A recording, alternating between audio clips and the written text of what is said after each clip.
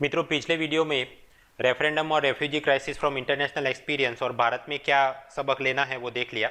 अभी थोड़ा local constitution related, parliament related, local governance related कुछ बातें देखते हैं। अगेन स्क्रीन पे प्रश्न दिखेंगे, आप पढ़ेंगे, वीडियो पॉज करेंगे, जवाब लिखो, वापस रिज्यूम करो, टॉपिक पढ़ा, मॉडल आंसर देगा। पहला प्रश्न, outline the role of parliamentary secretary, why is there a demand to bring it under the office of profit. संसदीय सचिव, ये उसकी भूमिका स्पष्ट कीजिए और उसे लाभ के पद इस कैटेगरी में लाने की क्यों मांग चल रही है। सेकंड प्रश्न, discuss the significance of private members bill in the legislative system of India. Third, examine the merits of introducing directly elected mayor system in all urban bodies all over India. पूरे भारत की सभी शहरी स्थानिक इकाइयों के अंदर ये सीधी चुनाव से मेयर की नियुक्ति हो, ऐसा करने का फायदा है कि नहीं, कुछ लिखिए। Pause the video, right the answers, come back. Welcome back दोस्तों, आई होप कि आपने जवाब लिखे होंगे। शुरू करते हैं। सबसे पहले ये parliamentary secretary and office of profit का मुद्दा। अब स्वाभाविक है, ये प्रश्न पूछा गया तो इंट्रोडक्शन कैसे करेंगे, या तो टर्म को डिफाइन करो या उसका ओरिजिन दो। अब डिफाइन क्या करेंगे, सीधा ओरिजिन ही बताते हैं, या भारत में या विदेश में। ये पार्लियामेंट्री सेक्रेटरी वो चीज़, इसका शुरुआत होता है यूनाइटेड किंगडम के अंदर। वहाँ पर भी आपको पता होगा दो हाउस हैं, लोकसभा मतलब हाउस ऑफ कॉमन्स और राज्यसभा मतलब हाउस ऑफ लॉर्ड्स। अब नियम ये है इंग्लैंड के अंदर कि मिनिस्टर जिस हाउस का सभ्य नहीं है वहाँ पर वो बैठ नहीं सकता, जा नहीं सकता। तो अगर suppose this guy is their minister for health और वो उनकी हाउस ऑफ कॉमन लोकसभा का चुना हुआ प्रतिनिधि है, तो वो राज्यसभा में नहीं जा सकता। तो वहाँ पर वो किसी एक हाउस ऑफ लॉर्ड्स के ही व्यक्ति को ही will appoint him as a parliamentary secretary, और फिर ये जनाब पार्लियामेंट्री सेक्रेटरी हेल्थ के रूप में इस मिनिस्टर को वहाँ पर रिप्रेजेंट करेंगे, जो भी उसके बिल वगैरह वहाँ पर वो काम करेंगे। So that is the origin of parliamentary secretary post in United kingdom.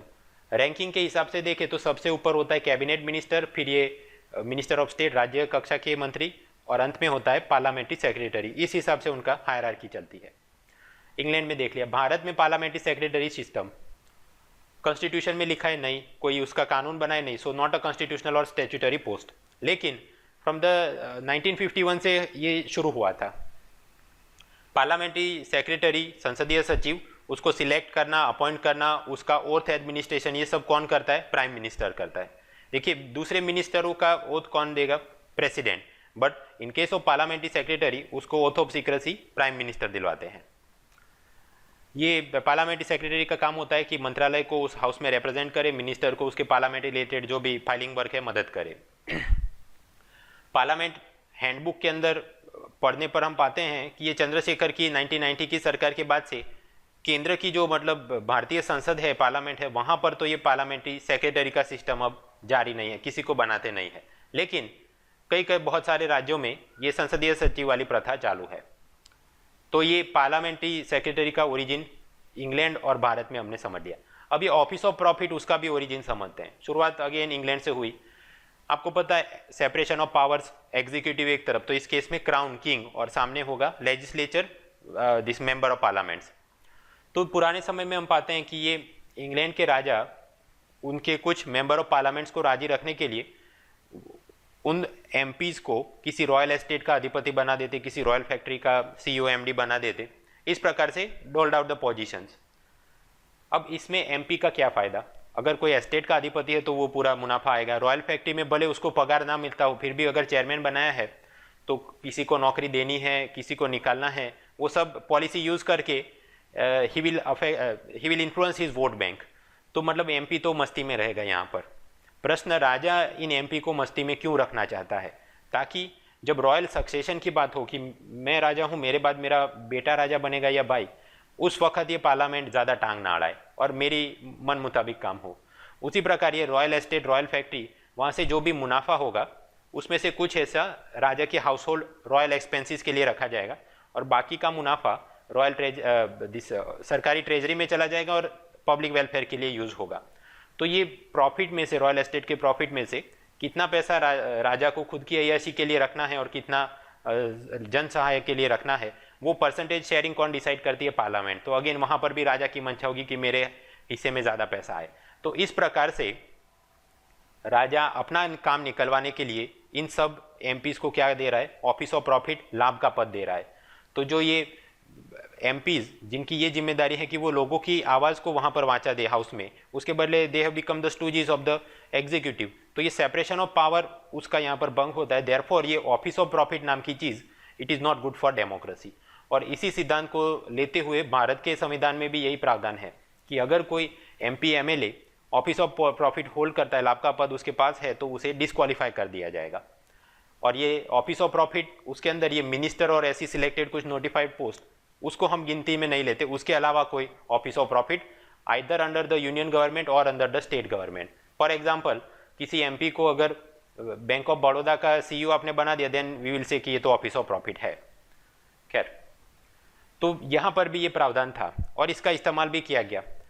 For example Jaya Bachchan Rajya Sabha में संसद समाजवादी की टिकट से वो सदस्य बनती हैं और साथ ही साथ Uttar Pradesh film development council की उसको चेयरमैन भी बनाया था।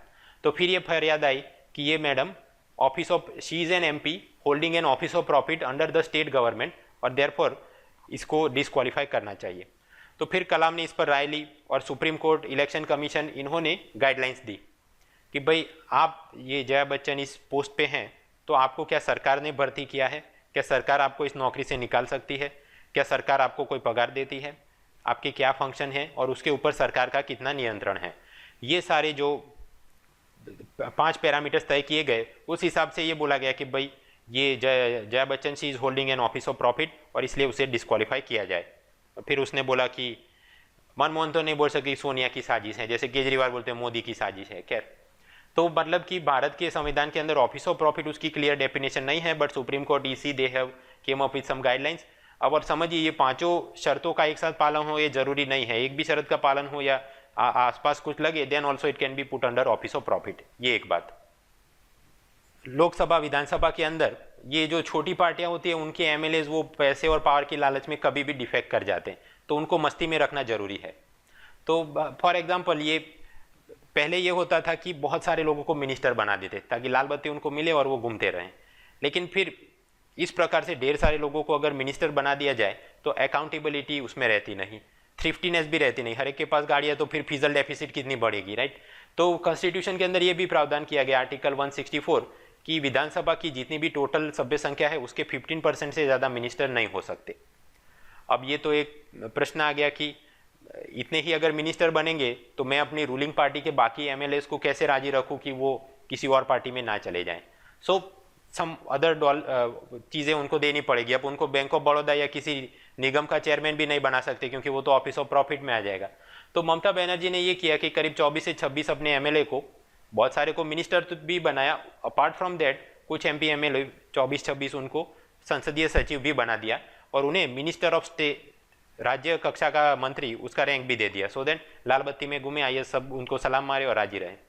लेकिन कोलकाता हाईकोर्ट ने इसको रिजेक्ट कर दिया कि this is office of profit और ये गलत है। खैर, उसके बाद दिल्ली, पंजाब, हरियाणा, बहुत सारी जगहों पे यही प्रश्न चल रहे हैं। दिल्ली के अंदर वहाँ पर आर्टिकल 239 के मुताबिक जो विधानसभा है उसमें 70 मेंबर टोटल और उसके 10% मतलब 7 से ज़्यादा लोग मिनिस्टर नहीं बन सकते। तो एक तो नई नई पार्टी है, यहाँ पर भी अब एमएलए भाग जाएंगे तो क्या करेंगे। टू प्रिवेंट द डिफेक्शन यहाँ पर भी 21 लोगों को संसदीय सचिव बना दिया गया। और फिर यहाँ पर भी वही प्रश्न है कि this is office of profit, तो Delhi high court they quash this appointment.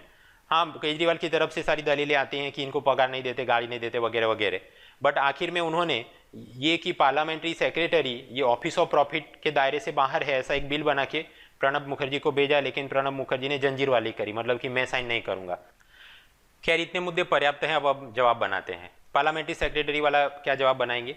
Introduction के अंदर आप ओरिजिन फंक्शन ये दे दीजिए, या तो यूनाइटेड किंगडम वाले या भारत के अंदर इस सीट का कैसे उदय हुआ, या फिर कि दोनों ही दे दीजिए ताकि अपना 200 वर्ड लिमिट्स बन जाए। फिर बॉडी पहले पैराग्राफ के अंदर आप बताइए कि ऑफिस ऑफ प्रॉफिट तो उसका ओरिजिन और पर्पस क्या है। बॉडी 2 के अंदर आप बनाइए कि भाई ये पार्लियामेंट्री सेक्रेटरी और ऑफिस ऑफ प्रॉफिट ये दोनों साथ में मिलके क्या कंट्रोवर्सी हो रही है, और कंक्लूजन समरी क्या। बस ये ढेर सारे किसी भी होंगे पोंगे को आप बना देंगे लाइक दैट, तो प्रोलिफरेशन इज नॉट गुड। ठीक है, संसद का भी अपना इंडिपेंडेंस बने रहना चाहिए, something like that we will make. Introduction करते हैं। देखिए, इंट्रोडक्शन में या तो यूके का लिखो या इंडिया का लिखो, सही है कि फॉर एग्जांपल यूके में लिखना हो तो कि post of parliamentary secretary has it origin in UK, जहाँ पर कि एक मिनिस्टर दूसरे हाउस में नहीं बैठ सकता, इसलिए वहाँ के किसी मेंबर को वो पार्लियामेंट्री सेक्रेटरी बनाता है ताकि वो उसे रिप्रेजेंट करे वहाँ पर। या कि भारत का आप लिख दीजिए कि 1951 में ये शुरुआत की गई ताकि मिनिस्टर को पार्लियामेंट के काम में मदद मिले, वहाँ पर वो रिप्रेजेंट कर सके। कॉन्स्टिट्यूशनल भी नहीं है, स्टैट्यूटरी भी नहीं है, इसका सिलेक्शन, अपॉइंटमेंट, वोट टेकिंग वो सब प्राइम मिनिस्टर के डिस्क्रिप्शन पे होता है। तो ये अपना एक इंट्रोडक्शन बन गया। अभी बॉडी, तो पहले पैराग्राफ में ऑफिस ऑफ प्रॉफिट, इसका भी इस प्रकार से कुछ ओरिजिन बताइए कि भाई अपने संविधान में ये लिखा है कि MP MLA they can not hold any office of profit under union और स्टेट गवर्नमेंट एक्सेप्ट कि ये minister and other exempted post. As such तो ये ऑफिस ऑफ प्रॉफिट टर्म को डिफाइन नहीं किया गया, बट सुप्रीम कोर्ट इसी they came up with some 5 question and guidelines. और वो गाइडलाइंस भी पूरी लिखनी नहीं, बस ऐसे ही कि वो ऐसे to ascertain to what extent government that is executive hold sway over your appointment function, remuneration, वेतन भत्ता कुछ मिलता है क्या वगैरह। अब कंट्रोवर्सी क्यों है? बिकॉज कॉन्स्टिट्यूशन में ये भी लिखा गया है कि देखिए अब रियल एग्जाम के अंदर जरूरी नहीं कि हमको आर्टिकल नंबर भी याद आए कि 15% था कि 10%, इसलिए सीधा ऐसे ही लिख सकते हैं एक लाइन में कि our constitution limits the number of ministers according to the total membership of the house.